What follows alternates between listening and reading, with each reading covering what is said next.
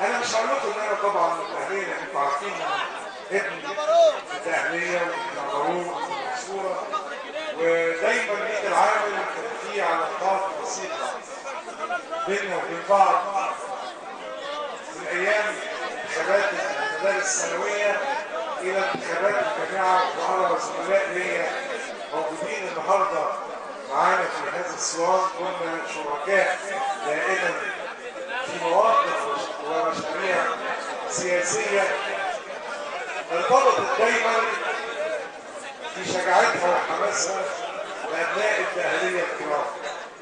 اسمحوا لي النهارده قبل ان ابدا كلماتي وسمح لي ببعض التجاوز عن الوقت المحدد، اسمحوا لي ان انا احيي زملائي وشركائي واخواني مرشحي التحالف الديمقراطي حزب الحريه والعداله في هذه القائمه الكريمه. اسمحوا لي ان احيي جميع المرشحين لاني اشعر اني انتمي لهذه القائمه الشريفه المشرفه التي تضم اسماء لمناضلين شرفاء وطنيين جميعا دفعوا ثمنا باهظا من اجل حريه مصر. قبل ما انتقل الى كلمتي عايز احيي الهديه التي اعتقد انها عزيزه على قلبي جدا، واللي حصلت عليها بحضوري اليوم بينكم في ميت العامل، وهي حضور استاذي ومعلمي وشيخي الشيخ محمد الشريف ابن سهرته الكبرى الصغرى. هي كبرى لانها بلد انتجت رجال وابطال بحجم وعلم الشيخ محمد الشريف اللي اتعلمنا على ايديه واحنا في المنصوره اولى خطواتنا نحو الحريه والديمقراطيه. كنا نتابع هذا الرجل من مسجد لمسجد، من جمعه لجمعه كان بينقل عسفا قهرا، لانه كان يقول كلمه عزيزه جدا في هذا الوقت وهذا الزمن، كلمه الصدق، كلمه الشرف. تعلمنا لا الشريفه من الشيخ محمد الشريف، وبعد اكثر من ربع قرن لم اشرف بلقائه كانت هذه هديه، واشكر ابنه على هذا الفضل لانه ادخل على قلبي السرور واعاد لعقلي ذكريات سنوات طويله من النضال المشترك الذي كان يجمعنا وسيظل من اجل هذا الوقت. البعض يسال لماذا التحالف الديمقراطي من اجل مصر؟ البعض يسال ماذا يجمع بينكم وبين جماعه الاخوان، او ماذا يجمع بينكم وبين حزب الحريه والعداله؟ هذا السؤال وجه الي عشرات المرات، وربما تكون هذه هي المره الاولى التي اجيب فيها على هذا السؤال. الذي يجمع بيننا وبين جماعه الاخوان هو اننا كنا جميعا ودائما في خندق واحد، كنا دائما في خندق النضال ضد الاستبداد وضد الفساد وضد رموز الفساد. الذي يجمع بيننا وبين حزب الحريه والعداله انه كان حزبا محظورا لسنوات طويله، وكنا ايضا لسنوات اقل بكثير نعاني من هذا الحظ.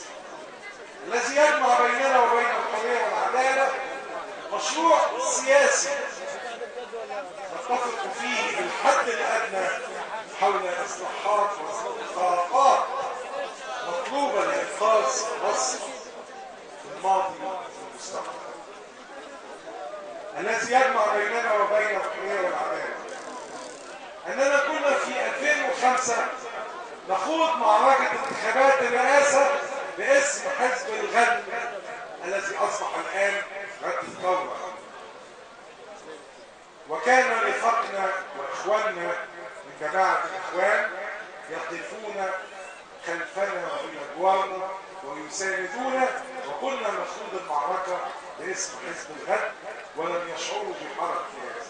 لذلك لم نشعر بحرج أبدا أن نقف مع إخواننا مرشحي التحالف الديمقراطي حتى ولو أطلق عليه حزب الحرية والعدالة، لأن حزب الحرية والعدالة جزء من نضال وتراث نضالي لمصر، وليس ملكا للإخوان فقط، بل هو ملك لهذا الوطن، ملك لآمال وطموحات عريضة في حرية حقيقية وعدالة هي فريضة غائبة منذ سنوات بعيدة.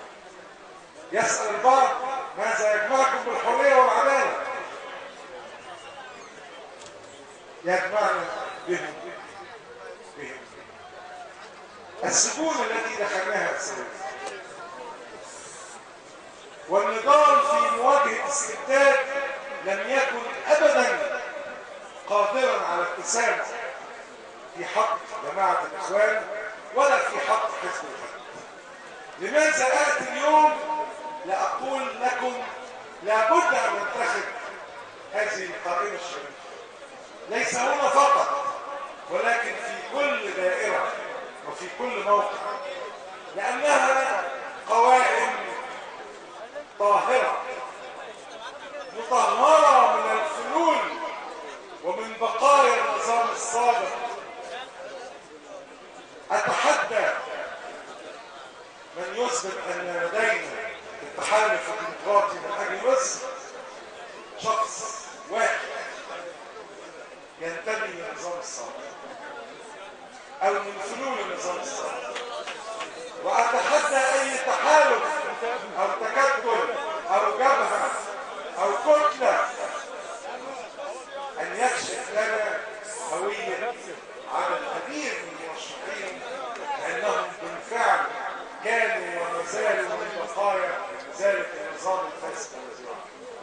لهذا عندما ندعو لقائمة شريفة طاهرة فنحن ندعو للخير والإسلام. عندما يكون شعار التحالف ونحن الخير لمصر فنحن بالفعل نحن هذا الخير برموز نظيفة شريفة تستطيع أن تصنع مستقبل أفضل لهذا الوطن.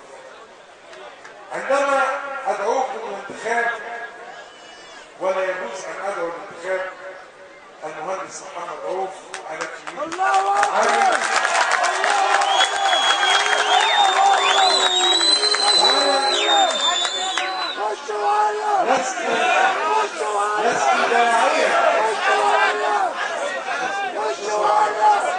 لست داعيا لنائب رئيس حزب غد الثورة الذي أنتمي، لكني أدعو لانتخاب مواطن مصري شريف كافح سنوات طويلة، وعندما اختار أن ينتمي حزبيا وكان لديه اختيارات عديدة، قرر أن يذهب في صفوف المناضلين الذين دفعوا ثمنا حقيقيا من أجل قيام هذه الثورة. الحزب الذي ينتمي إليه المهندس محمد عوف هو الحزب الذي دعا للثورة قبل قيامها، هو الحزب الذي تشارك مع الإخوان قبل أن يكونوا الحرية والعدالة في الحملة المصرية ضد التوريث التي انطلقت من مقر حزب الغد، هو الحزب الذي أسس الجمعية الوطنية للتغيير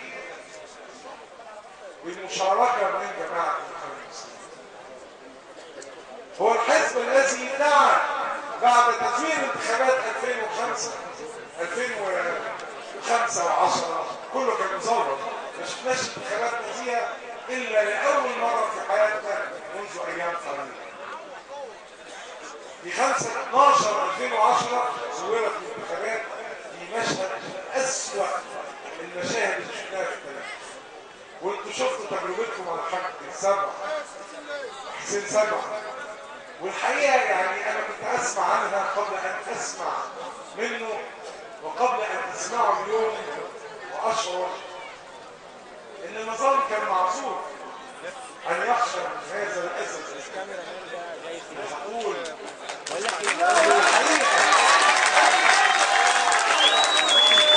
الحقيقة قال حكايتنا وحكاية بلدنا في قصته بمنتهى الإنجاز ومنتهى الحكمة.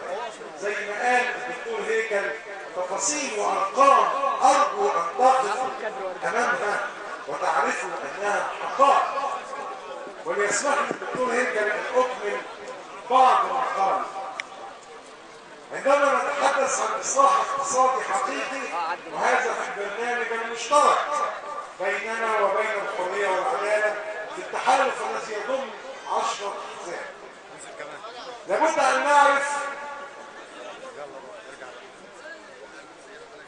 أن الخير قادم، وأننا أمام مهمة صعبة جدا، لكنها أبدا ولن تكون مستحيلة بصدق نوايا.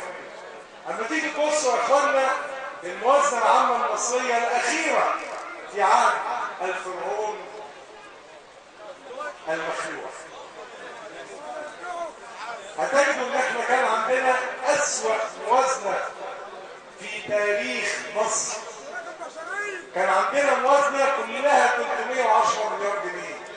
يعني الحقيقة تنفع موازنة شركة في دبي اللي كان الباشمهندس محمد بيتعامل معاهم، او شركة في شرق اسيا، او شركة عربيات في الهند، مش موازنة مصر ابدا. اما تشوفوا الموازنة دي كانت بتتقسم ازاي تعرفوا ان المهمة مش مستحيلة زي ما قال الدكتور هيك. اما تبقى 310 دول بيتقسموا 90 مليار اجور، اقول لكم هنعمل ايه في الاجور، و90 مليار خدمة الدين العام. خلي بالك دول في حكومة شرف وصلوا ل 110، والله اعلم هيوصلوا فين بعد حكومة الدكتور الجنزوري اللي انا مش ضدها، واظن وغير عندنا اظن عندهم نفس الموضوع. لكن كمان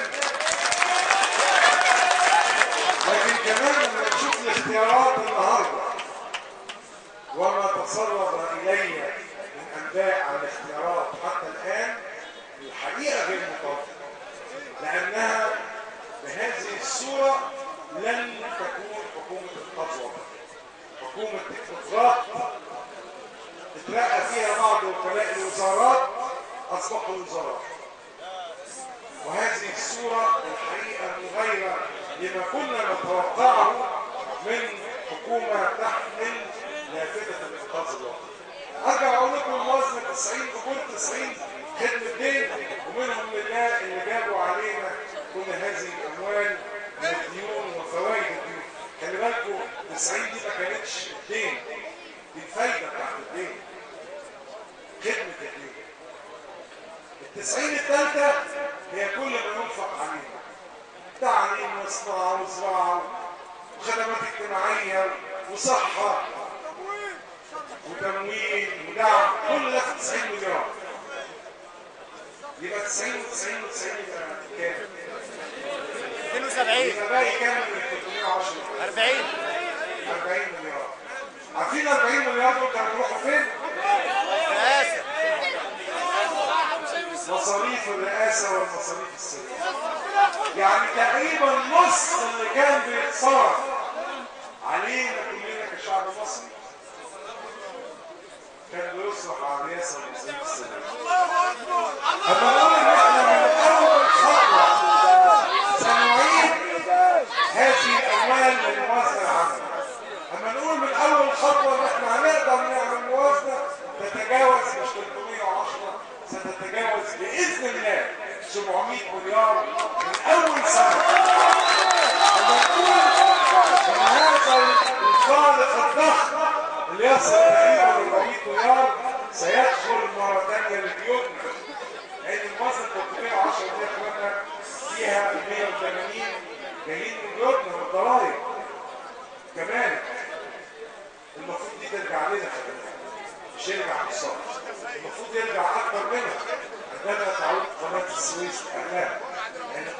السويس ودخلها كان مخطوفا لحساب مؤسسات سيادية.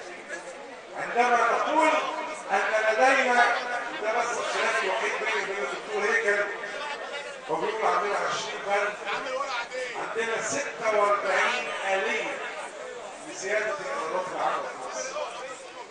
أولها يعني الدكتور هيكل اختصارات النص، مش هقدر اعدلكم 46 آلية، لكن اقول لكم كفايه ان احنا مش هنصدر غازنا لاسرائيل فرق الساعه ده لوحده نستطيع ان نضيف 20 مليار جنيه سنويا. ولو اسرائيل هتدفع 20 مليار مش هنصدر برضه اسرائيل، لاننا ابدا لا يمكن ان ننسى انتمائنا الوطني وانتمائنا لأمتنا الإسلامية وأمتنا العربية. حد كان يسألني برضه آخر حاجة هجاوب فيها عن موضوع ماذا يمكن أن يربط بين رد الثورة والحرية والعدالة.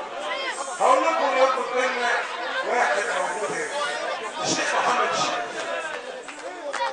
لأن احنا اتربينا على ثقافة الأزهر الشريف وتربينا على إسلامنا الحنيف، ولم نكن أبدا ولن نكون في لحظة من اللحظات نتعارض مع عقيدتنا وديننا، لأن الذي يتعارض مع ديننا مرفوض. البعض يقول أن حزب الغد حزبا ليبراليا. أنا بقول حزب الغد ينتمي لمدرسة فكرية أبرز رموزها الشيخ حسن عطار، شيخ الازهر الشريف، يعني مجدد عظيم. ابرز رموزها الامام محمد عبده قائد التجديد بتاع رفع الطهطاوي، سعد زغلول. اسمحوا لي اقول لكم ومن بين رموز الشيخ محمد الشيخ اللي اتعلمنا منه مبادئ الحريه من اسلامنا ومن عقائدنا، فلا تعارض فكري ولا تعارض سياسي ولا تعارض تاريخي، بل بالعكس هي مسيرة مشتركة سنقبلها سويا. الذين يراهنون أن هذا التحالف هو تحالف انتخابي نقول له كذبتم، إنه تحالف سياسي بالدرجة الأولى. الذين يقولون أنه تحالف من أجل مصالح أقول لهم كذبتم. احنا في حزب الغد في عز أسوأ أيام حسني مبارك كان عندنا 9 نواب، احنا مرشحين على قوائم التحالف مش اكتر من كده. ولو خضنا هذه المعركه منفردين كنا حققنا رفوع اكثر من عدد المرشحين، لكننا اخترنا ارادتنا الدخول في هذا التحالف لاننا نؤمن ان مصر تحتاج، اننا في حاجه لمجلس متنوع سياسيا ومهنيا. أنا بقول للذين تخوفوا من نتائج المرحلة الأولى كيف تشاءون. التحالف الديمقراطي ليس تيارا بعيد، في 10 أحزاب كذا. حزب الحرية والعدالة يحظى بالنسبة الأكبر وهذا حق، لأنه جماعة سياسية موجودة في المجتمع المصري ومؤثرة ودفع الثمن منذ قرابة القرن. حزبنا الغد بدأ معركته في 2004 وإن كان ينتمي لتيار سياسي أيضا عمره القرن من الزمن، لكن حزب غد الثورة وهو الحزب الجديد خرج يوم 11/10/2011 أي قبل فتح باب الترشيح بيوم واحد فقط. ورغم هذا قبل أن يخرج الحزب كان لدينا قرار أننا سندخل التحالف مع القوى الشريفة النظيفة المؤمنة بوحدة هذا الوطن، المؤمنة بالدولة الديمقراطية والدولة المدنية، المؤمنة بإصلاح أحوال الحرية وحق الأقليات والمرأة. تحالف بين المؤمنين لحق هذا الشعب في موقع أفضل وفي مكان أفضل وفي تنمية أفضل، في مواجهة الفقر والغلاء والبطالة. محتاجين هذا الفريق العظيم في البرلمان، لان مصر محتاجه برلمان بجد يشرع بجد بجد. محتاجين نكمل مشوار ثورتنا اللي بدأناها مع اخواننا الحريه والعداله لما كانت جماعه الاخوان قبل بدايه الثوره. احنا اطلقنا رساله من مقر غد الثوره، لو دخلتوا على الانترنت اسمها ارحم. هذه الرساله كانت قبل الثوره، وكان يمكن ان تكون سببا لاعدامنا واعدام بعض زملائنا من جماعه الاخوان اللي شاركونا في هذه الدعوه. يعني احنا حطينا رقبتنا على ايدنا اليمين عشان مصر تتحرك، وانا بقول لكم كلنا هنحط رقبتنا على ايدنا الشمال عشان مصر تتطور وتنهض وتكبر وتعود لقامتها وقيمتها اللي اهدروها الفاسدين والمسلمين. الله اكبر. مصر اكبر بكتير، مصر اكبر بكتير من ان تستكفي لقمة عيشها زي ما قال الحاج حسين صالح. مصر اكبر بكتير ان هي تاكل الدين بالعار والمذله. واكد لكم يا اخواننا ان نجاح زملائنا اخواننا المرشحين هو نجاح لمصر في تجاوز جزء كبير من الازمات. اللي بيهددوا واللي بيخيفوا الناس ويدخلوا في نفوسهم الرعب، انا بقول لهم احنا بنتقي ربنا ولن نكون على احد، ولن نفرق بين مسلم ومسيحي، بين رجل ورجل، بين مواطن ومواطن.